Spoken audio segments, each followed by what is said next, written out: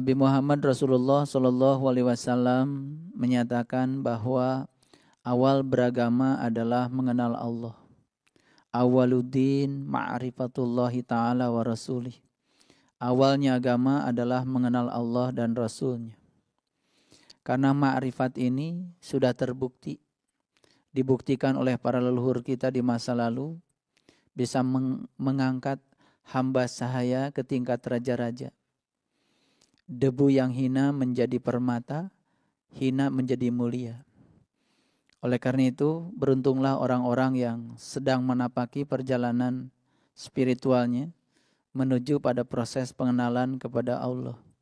Karena lewat itulah ibadah-ibadah syariat kita juga akan disempurnakan kualitasnya. Karena tidak mungkin kita bisa menyembahnya dengan selurus-lurusnya, dengan seikhlas-ikhlasnya, kalau kita tidak tahu dan kenal kepada yang kita sembah. Di kesempatan yang penuh berkah ini, marilah kita berterima kasih kepada Allah yang telah memberikan sebuah kehormatan dalam kehidupan kita, di mana tubuh kita yang diciptakannya kemudian diisi juga oleh beliau sendiri. Sehingga tubuh ini menjadi hidup, dinamis, dan kita diberikan banyak pilihan peran dalam kehidupan ini. Oleh karena itu sebaik-baiknya manusia adalah yang bisa membahagiakan banyak orang. Sebaik-baiknya manusia adalah yang bermanfaatnya hidupnya untuk banyak orang. Oleh karena itu jangan menjadi orang-orang yang a priori dalam kehidupan. Lalu kita merasa paling benar, merasa paling soleh, lalu kita menyepelekan peran orang lain. Rumah kita tidak akan pernah bersih kalau tidak ada tong sampah. Tong sampah tuh perannya luar biasa. Rumah kita akan tetap kotor walaupun sudah ada tong sampah kalau tidak ada orang yang mengangkut sampah setiap seminggu sekali. Yang kadang-kadang dibayar murah oleh kita. Itu pun dibayarnya iuran ke Pak RT. Dan kalau merasa sudah iuran ke Pak RT, rasanya sudah selesai mensejahterakan orang itu. Padahal sampah yang kita buang mungkin saja melampaui kapasitas yang seharusnya. Itulah terkadang kita sering menyepelekan peran orang lain. Kadang-kadang orang kerja di rumah kita sudah tidur pun harus dibangunkan demi untuk memuaskan keinginan-keinginan kita. Karena kita selalu ingin dilayani, lalu kita lupa bahwa sesungguhnya tugas kita dalam hidup ini menjadi seorang pelayan. Kalau kesadaran itu selalu ditumbuhkan pada diri kita, selama kita masih bisa berdiri dan bisa mengambil air sendiri, ambillah air itu sendiri. Kecuali pekerjaan-pekerjaan tertentu yang mungkin sudah tidak bisa dikerjakan oleh kita. Kalau kita sedang menerima tamu, lalu orang kerja di rumah kita disuruh bikin teh manis, wajar karena kita sedang menerima tamu. Tapi kalau saya secara pribadi, kalau saya lagi sendiri dan bisa mengangkat badan sendiri, mengambil air sendiri, tidak usah menyuruh-nyuruh orang lain. Karena kita sering lupa bahwa dengan membayar orang lain seakan-akan kita sudah memberikan pelayanan pada orang lain. Padahal yang paling bagus dalam hidup itu adalah kerjasama.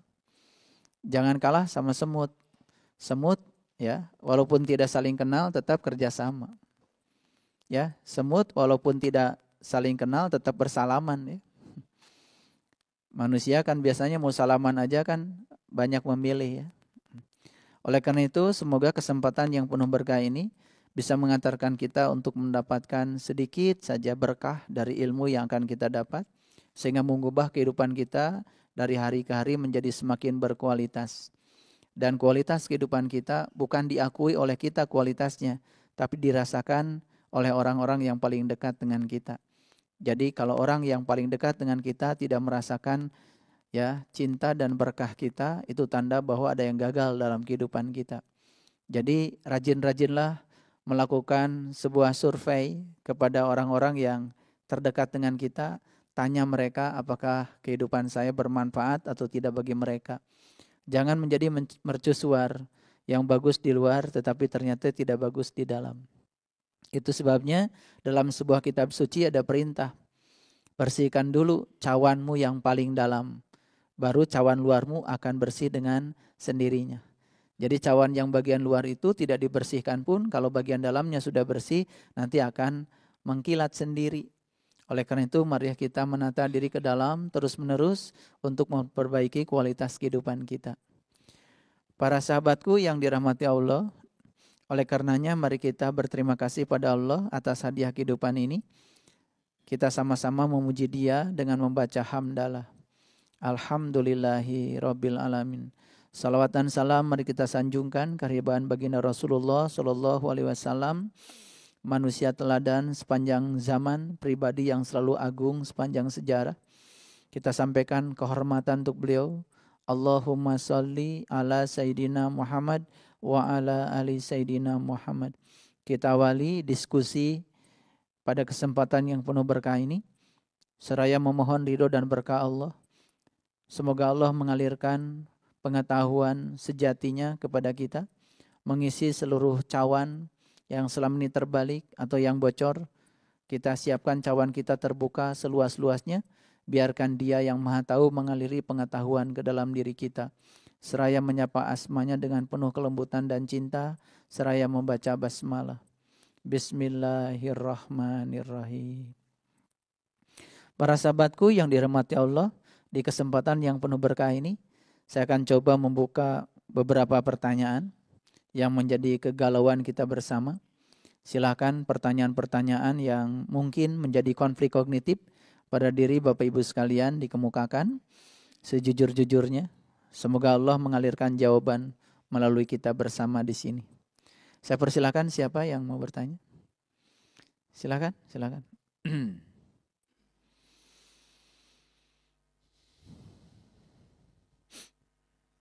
Langsung saja.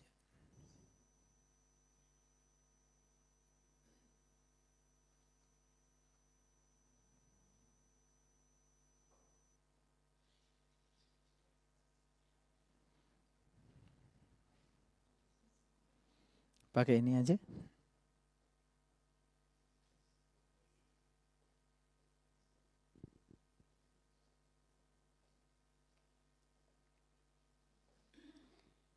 Bismillahirrahmanirrahim.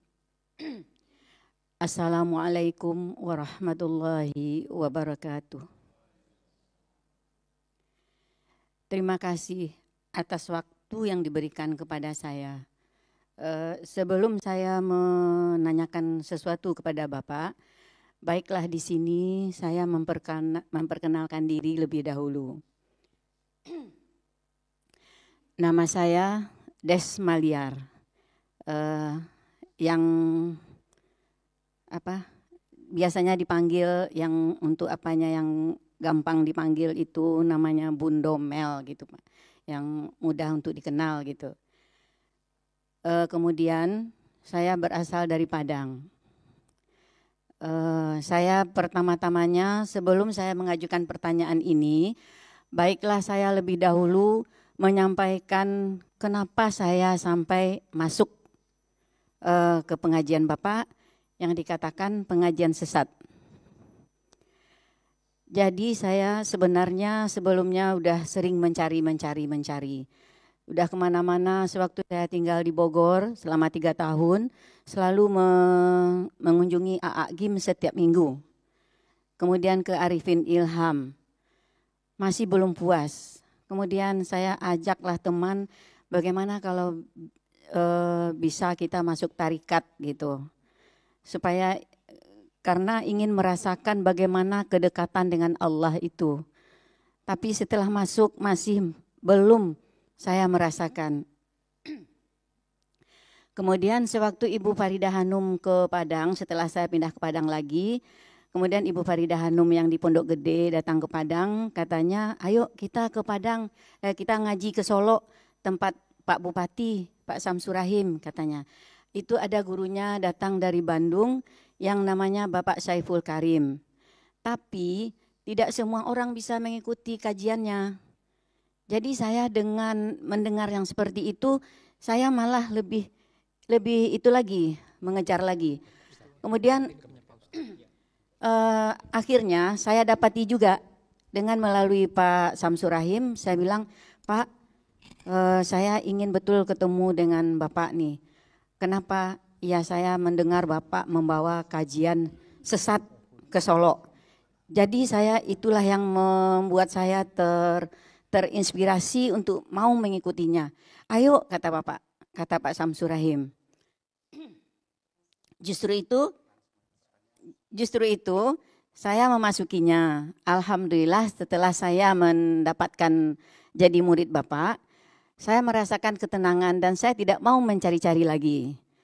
Yang akan saya tanyakan di sini kepada Bapak, bolehkah kita menilai seseorang itu tersesat atau tidak di jalan Allah?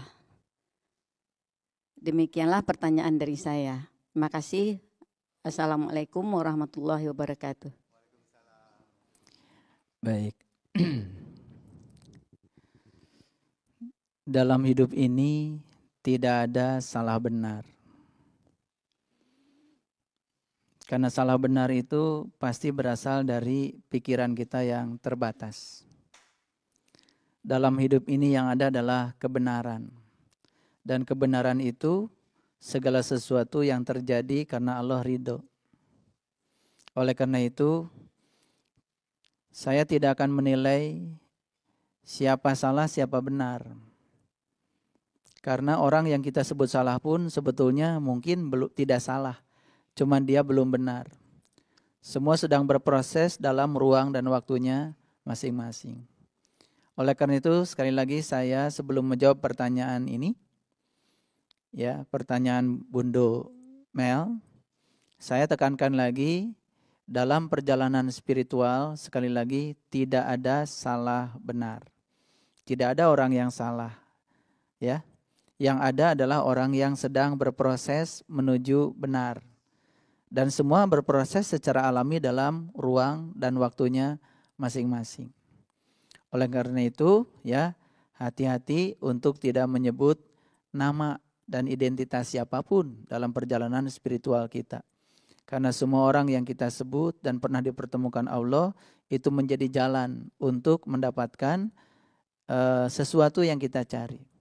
Itu sebabnya biasanya ada sebuah kebiasaan di dalam perjalanan kehidupan kita. Kebiasaan itu begini, ketika kita mendapatkan yang baru, kemudian biasanya kita suka melupakan yang lama.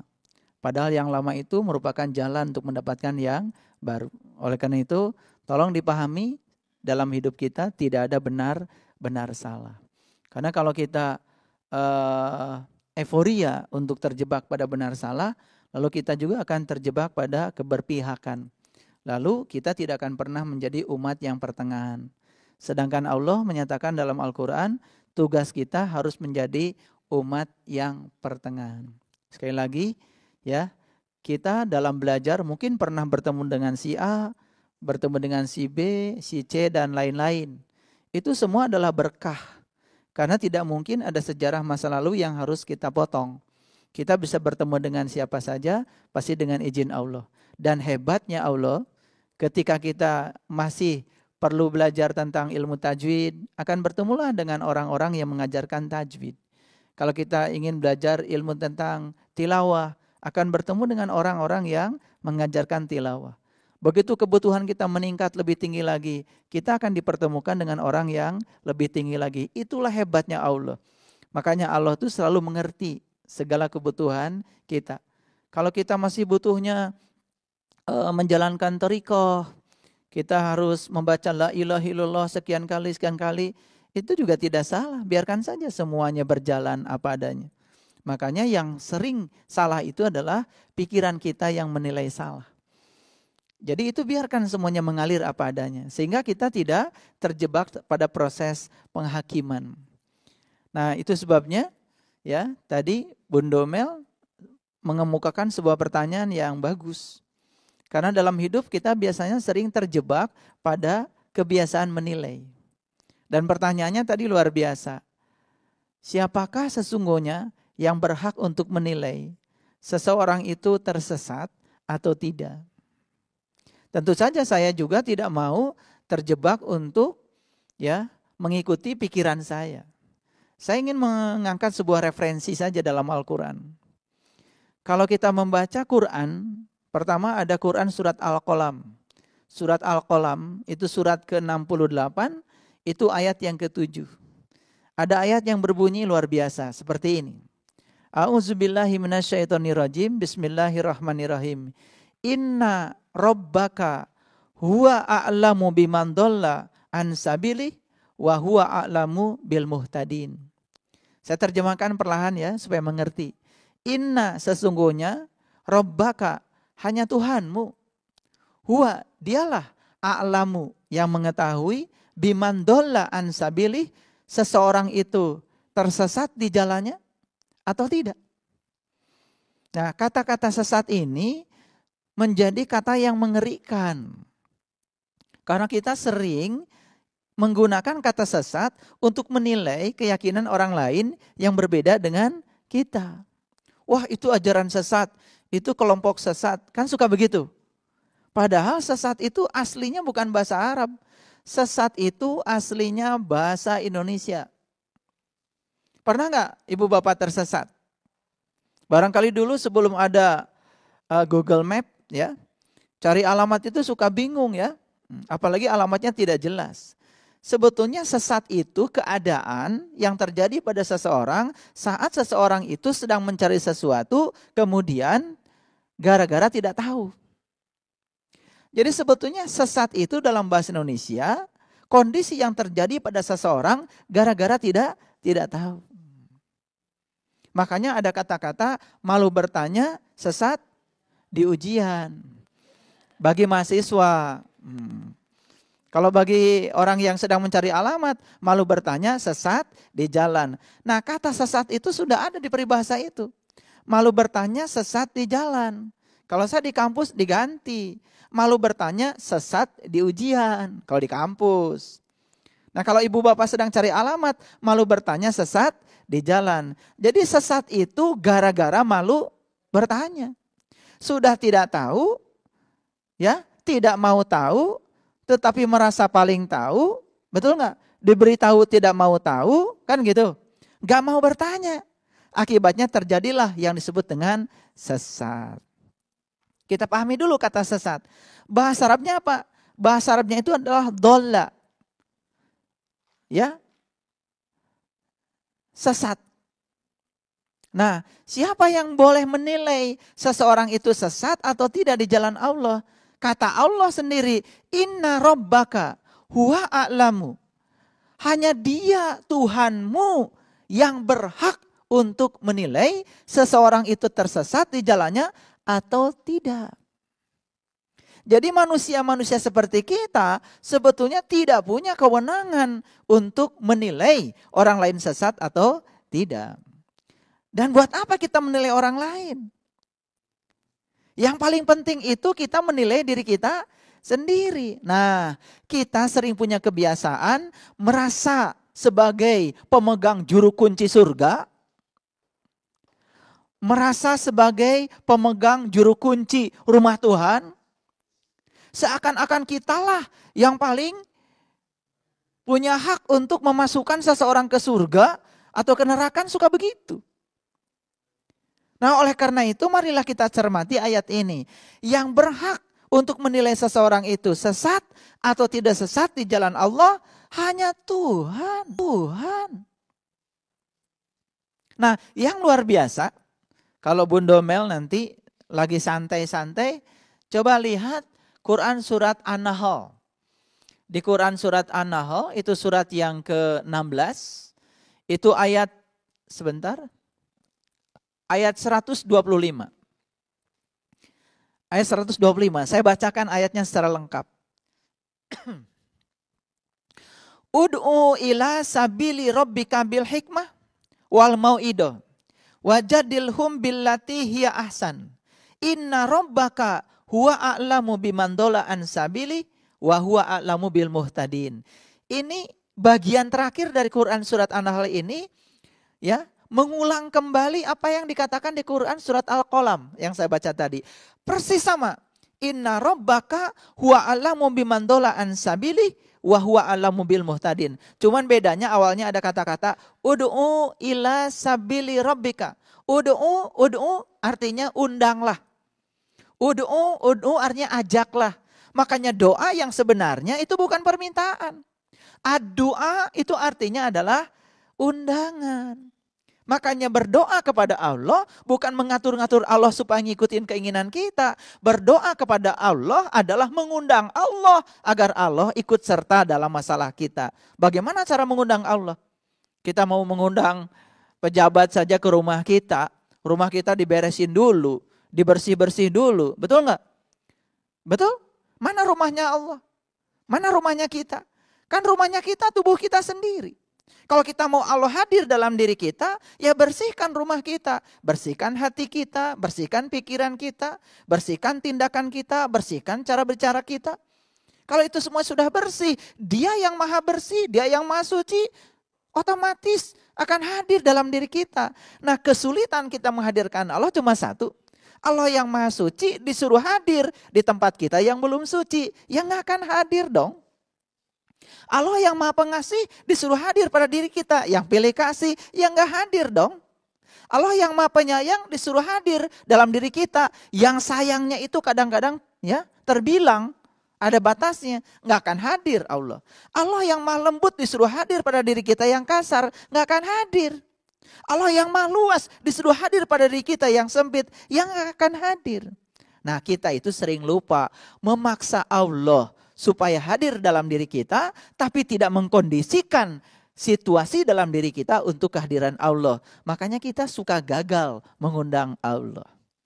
Nah, doa artinya adalah undangan. Doa artinya ajakan, bukan permintaan.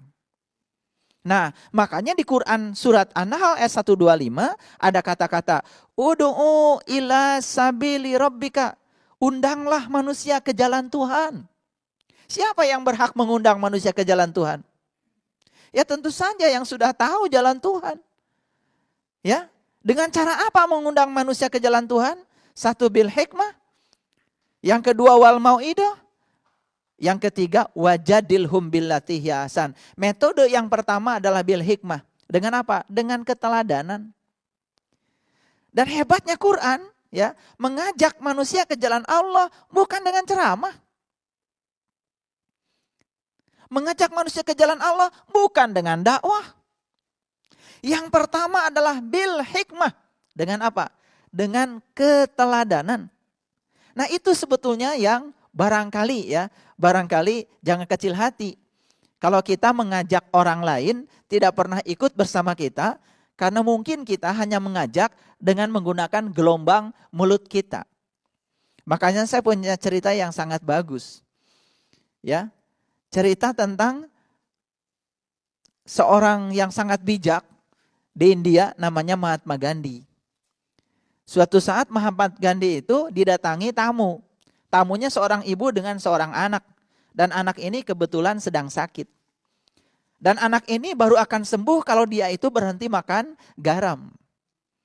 Jadi datang ke Mahatma Gandhi, kenapa? Karena di India saat itu terkenal apa yang diucapkan Mahatma Gandhi saat itu diturut oleh masyarakat India. Kenapa bisa diturut? Kenapa bisa diturut?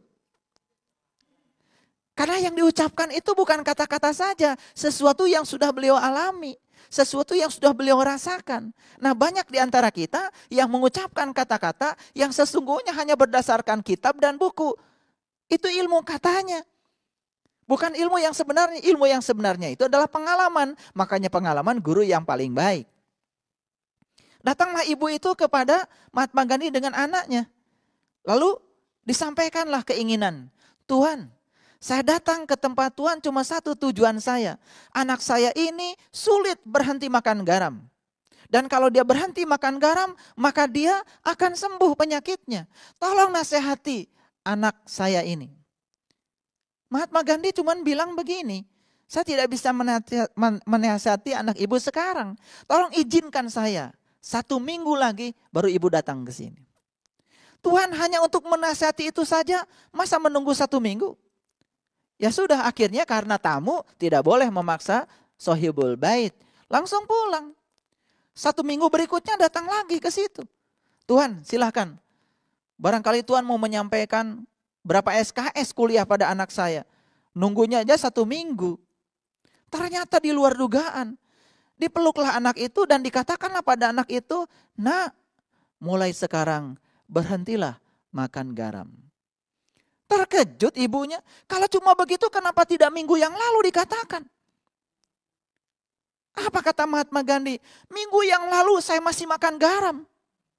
Dan 1 minggu selama ini saya berlatih untuk tidak makan garam. Bahkan selamanya setelah ini saya akan berhenti makan garam. Lalu sesampainya di rumah, betul-betul anak ini berhenti makan garam. Apa yang terjadi? Ibunya bingung. Kata-kata itu sering diucapkan oleh ibunya, bapaknya, kakeknya, neneknya, bahkan dengan nada yang jauh lebih tinggi daripada nadanya Mahatma Gandhi. Nah, berhentilah makan garam, berhentilah makan garam. Ribuan kata diucapkan setiap hari, tapi anak itu tetap makan garam. Kenapa? Karena kita sering mengira kata-kata kita ini hanya kata-kata. Padahal di balik kata-kata itu ada energi yang dimodulasi. Energi itu adalah pengalaman. Makanya jangan heran ya, di dalam Al-Quran ada kata-kata yang diberi izin bicara oleh Allah. Itu hanya orang-orang tertentu. Siapa yang diberi izin bicara? Yang sudah mengalaminya. Apakah setiap orang diberi izin bicara tentang Allah? Ya tidak. Mereka yang berani-berani membicarakan Tuhan tanpa izin bicara dari Dia. Izin bicaranya apa? Apa surat izin? Bukan. Pengalaman tentang penyatuan dengan Tuhan, itulah izin bicara. Mereka yang tidak merasakan rasanya kopi, pahitnya kayak apa, tidak punya izin bicara untuk bicara rasanya kopi. Mereka yang belum pernah merasakan manisnya gula, tidak punya izin bicara untuk bicara manisnya gula. Karena izin bicara itu harus dari pengalaman. Nah itu sebabnya hati-hati ya, banyak orang yang berbicara ya, kata-kata saja meluncur tapi bukan dari pengalamannya, tanpa izin bicara. 1000 kata yang keluar dari mulutnya tidak akan mengubah keadaan. Itulah yang disebut dengan bil hikmah. Mengajak manusia ke jalan Tuhan yang paling utama dan pertama adalah bil hikmah. Dengan keteladanan. Jadi sampaikanlah sesuatu apa yang kita rasakan, yang kita alami. Itu sebabnya melakukan perubahan jangan keluar. Kalau kita ingin mengubah situasi di lingkungan terdekat kita, ubahlah diri kita sendiri. Kalau kita sudah baik, kebaikan kita akan beresonansi keluar. Dan itu menjadi hikmah. Itu namanya hikmah. Yang kedua, wal mau'idotil hasanah. Baru dengan nasihat. Nah kalau sudah nasihat, kan seperti ini, ceramah, dakwah, yang isinya nasihat. Itu pun hanya boleh dilakukan oleh orang-orang yang sudah mengalami. Makanya tingkat yang kedua itu. Tingkat yang ketiga nih, kalau memang keras hati, ya boleh melakukan jidal. Jidal itu artinya berdebat, berdiskusi. Wajadilhum billati hiya ahsan, tapi diskusi dengan cara yang baik. Jadi ada 3 cara mengajak manusia, mengundang manusia ke jalan Tuhan. 1 dengan keteladanan, yang kedua dengan nasihat, yang ketiga dengan berdiskusi. Nah diskusi itu berarti ini dialog, tidak monolog. Makanya forum pengajian kita sekarang dibuka diskusi. Ini dalam rangka mengajak manusia ke jalan Tuhan. Nah, ketika kita sudah mengajak manusia ke jalan Tuhan, berhentilah dari menilai apakah orang itu tersesat atau tidak. Karena di ayat selanjutnya, inna rabbaka huwa a'lamu biman dhalla an sabilihi wa huwa a'lamu bil muhtadin. Hanya Allah lah yang tahu siapa yang tersesat di jalannya dan siapa yang mendapatkan petunjuk. Sekali lagi, manusia semacam kita tidak berhak untuk menilai orang lain. Jadi sudahlah berhenti saling menilai. Nilai saja diri kita sendiri. Tugas kita dalam kehidupan sekarang tidak disuruh memperbaiki orang lain. Tugas kita dalam kehidupan ini untuk memperbaiki diri kita sendiri. Kalau kita sudah memperbaiki diri kita sendiri dan berhasil, baru kita dengan sendirinya bil hikmah akan menampakkan perubahan diri kita pada orang lain. Dan orang lain tanpa diajak pasti akan ikut berubah. Nah, inilah konsep yang sangat luar biasa dalam Al-Quran yang mungkin selama ini kita tidak pahami. Itulah penilaian, ya. Pertanyaan dari Bunda Mel tadi dari Padang, ya. Semoga jawaban saya tidak memuaskan. Dalam Al-Quran surat Al-Maidah ayat 1, Allah berseru, ada seruan Allah bahwa kita kalau berhaji dilarang untuk berburu. Sementara Di Mekah itu tidak ada hutan. Mohon dijelaskan maksudnya. Terima kasih. Baik, Ibu Willis ya, Bu Willis. Di Quran itu banyak sekali sebetulnya informasi-informasi yang semacam itu, yang tidak bisa dipahami secara tekstual, harus dilihatnya secara kontekstual. Makanya kalau belajar Quran hanya berbekalkan kamus, apalagi hanya berbekalkan terjemahan Al-Quran, itu tidak cukup. Karena Quran itu bukan bahasa Arab ya, Quran itu bahasa Tuhan, Quran itu bahasa jiwa.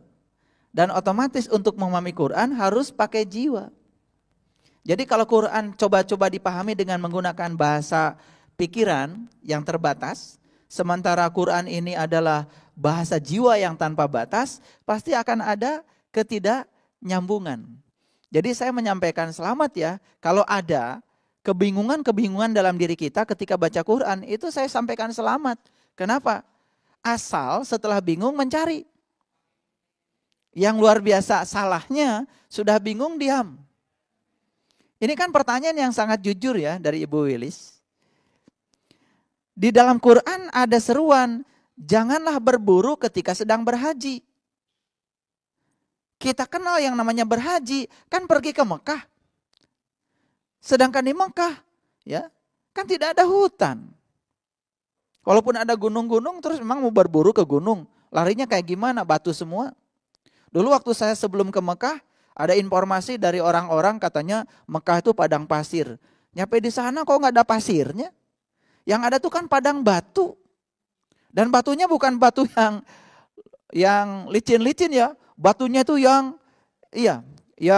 tajam-tajam.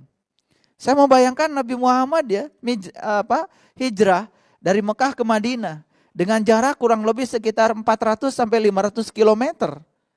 Ya toh? Itu dengan jalan berbatuan yang seperti itu. Luar biasa ya. Kalau sekarang kan kita nggak terasa ya. Makanya kalau lagi naik bis dari Madinah ke Mekah, coba rasakan menjadi seperti beliau pada saat beliau menapaki perjalanan dari Mekah ke Madinah, belum ada jalan. Kita sekarang kan tinggal naik bis, tidur aja, udah nyampe kan di Mekah. Beliau itu naik turun ya, mungkin pakai unta, mungkin unta juga tidak selalu bisa ya kalau jalannya terjal, betul? Baik, di sana tidak ada hutan, di sana cuma ada gunung batu, ya. Gunung-gunung batu itu bukan di Bandung sebetulnya, gunung batu itu di Mekah. Ya, nah, kok ada perintah? Sepertinya perintah ini perintah yang sia-sia. Janganlah kamu berburu ketika sedang berhaji. Kan jadi sia-sia seakan-akan. Memangnya kalau nggak ada ayat ini orang akan berburu di sana? Nggak ada ayat ini juga orang yang haji nggak berburu kok. Betul? Jadi kalau gitu apakah ini kesia-siaan? Subhanallah. Makanya Allah menyatakan dalam Al-Quran, tidak ada satu ciptaanku yang sia-sia. Kalau kita sekarang melihat sesuatu yang ciptaan Allah sia-sia, karena kita belum bisa memanfaatkannya. Makanya beruntunglah orang-orang yang sudah bisa memanfaatkan semua yang diciptakan oleh Allah. Betul? Iya. Nah, siapa saja yang bisa mengambil manfaat dari apa yang diciptakan oleh Allah, dialah menjadi orang yang paling terhormat. Orang yang bisa memanfaatkan daun-daunan ya, yang jatuh dari pohon atau bekas suguhan saja. Itu kan di Jogja itu jadi apa itu? Minuman ya. Namanya itu wedang uwuh ya. Uwuh itu apa artinya? Sampah. Jadi wedang sampah. Dan saya paling senang wedang itu. Warnanya merah ya. Kalau minum itu sore-sore itu sama rebusan pisang ya. Sama kacang Bogor itu. Nikmat sekali ya. Wedang uwuh ya. Itu. Dia bisa mengambil manfaat dari sampah saja dia punya uang. Kan itu berkah. Makanya manusia yang paling diberkahi di semesta ini yang bisa mengambil manfaat dari semesta ini sebanyak-banyaknya tanpa merusak alam semesta. Nah, kembali ke pertanyaan yang tadi. Jadi haji itu ada dua. Satu, haji secara syariat, secara syar'i. Yang kedua, haji secara hakikat. Kenapa ada dua? Karena rumah Allah juga ada dua. Satu rumah Allah yang syariat, satu rumah Allah yang hakikat. Kenapa bisa begitu? Loh, Allah sendiri yang bilang, langit dan bumi tidak akan cukup menampung zatku, tapi kalbunya orang yang beriman, itulah rumahku. Jadi rumah Allah yang sebenarnya adalah kalbu. Kata siapa? Kata Allah dalam hadis qudsi. Kalau kalbu kan gak ada di Mekah. Kalbu ada dalam diri kita. Jadi oleh karena itu perjalanan menuju rumah Allah ada dua. Satu, perjalanan ke Mekah itu secara syariat. Itu hukumnya wajib. Dan itu diajarkan oleh para leluhur kita. Yang kedua, perjalanan meniti ke dalam diri. Itu perjalanan yang hakikat. Makanya saya jamin ya, siapa saja yang melakukan perjalanan ke sana tetapi tidak melakukan perjalanan ke sini akan timpang. Makanya tidak akan terjadi proses perubahan. Pulang dari sana tetap aja biasa marah, pulang dari sana malah tambah kencang marahnya. Sebelum pergi ke sana pelit, habis dari sana tambah pelit. Betul nggak? Iya. Kenapa tidak terjadi perubahan? Itu. Nah, oleh karena itu, kalau menurut pemahaman saya, di Quran surat Al-Maidah ayat yang pertama tadi itu, dilarang berburu ketika sedang berhaji, itu sebetulnya lebih banyak pada aspek hakikat. Apa hakikatnya? Ya. Pergi ke Mekah sana, ya, pergi ke Mekah sana, kan tidak mungkin kita bawa alat untuk berburu. Alat untuk berburu kan yang paling utama pertama adalah, mohon maaf ya, anjing. Betul nggak? Kalau kita dengar berburu, pasti di pikiran kita anjing. Yang diburu bisa babi, yang diburu bisa juga rusa kan? Betul nggak? Tapi alatnya kan sama, anjing, betul? Nah, kalau menurut saya ini ayat lebih condong pada perjalanan haji yang hakikat. Saat kita berkunjung ke Baitullah yang sebenarnya untuk menemui Dia yang meliputi segala manusia, disitulah kita tidak boleh berburu. Berburu pakai apa? Kalau berburu secara syariat pakai anjing, tapi berburu secara hakikat kan pakai nafsu. Dalam dimensi spiritual, nafsu itu betul-betul harus dikendalikan.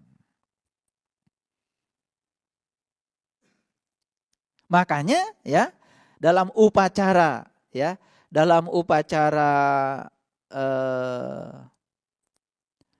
kurban, sebetulnya kan hakikatnya yang harus kita pahami adalah kan membunuh sifat-sifat binatang. Jadi mau motong sapi setahun berapa kali, motong kambing setiap tahun, rajin. Kalau kita tidak memotong sifat-sifat hewani pada diri kita. Dan sifat hewani itu wujudnya adalah nafsu. Dan ketika nafsu masih melekat pada diri kita, lalu kita ingin melakukan perjalanan ke dalam, otomatis tidak akan pernah berhasil. Dan itu digambarkan di Quran surat Al-Kahfi. Waktu Ashabul Kahfi masuk ke dalam gua, apa itu gua? Gua itu gue itu aku. Makanya yang hebat kan orang Jakarta. Hebat orang Jakarta itu. Leluhur kita itu di Betawi menyebut saya itu gua. Dari mana? Itu dari surat Al-Kahfi. Gua itu mana? Gua itu kan dari sini ke atas. Coba kalau Bapak Ibu lihat foto, ada gue enggak? Kan yang lihat wajah. Enggak ada yang lihat pantat. Ada gue enggak di situ? Kan gitu. Begitu ada, oh tenang, merasa paling ganteng. Kan gitu. Pokoknya kalau foto bersama yang paling ganteng gua. Betul enggak? Iya. Itu gua, gue, itu bahasa spiritual, cuma banyak enggak ngerti. Kalau kami ya di tanah Jawa, di tanah Jawa Barat, panggil saya itu apa? Abdi.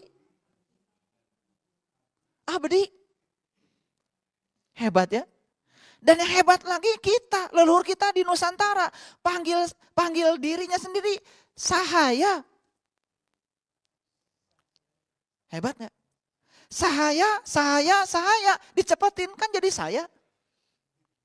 Makanya kalau bilang saya, itu kan terasa lebih lembut daripada bilang aku. Kalau aku itu menuju pada ego. Coba, hebat leluhur kita itu. Ya, kalau di Arab kan ana. Kalau di Bandung abdi. Abdi itu apa? Seseorang yang siap untuk menjadi pelayan. Luar biasa. Di Betawi, gua. Nah makanya ada perjalanan menuju ke gua. Di surat Al-Kahfi saat kita berjalan menuju gua, anjingnya di mana? Masuk gak ke dalam gua? Enggak. Jadi itu juga memberikan cerminan bahwa ketika berhaji meniti ke dalam diri untuk bertemu dengan siapa sejatinya diri kita, anjingnya taruh aja di luar. Dan ternyata di Jawa Barat juga sama. Ya, sejarahnya Sang Kuryang juga temannya kan si Tumang. Si Tumang anjing juga. Jadi ada resonansi tradisi sebetulnya yang luar biasa.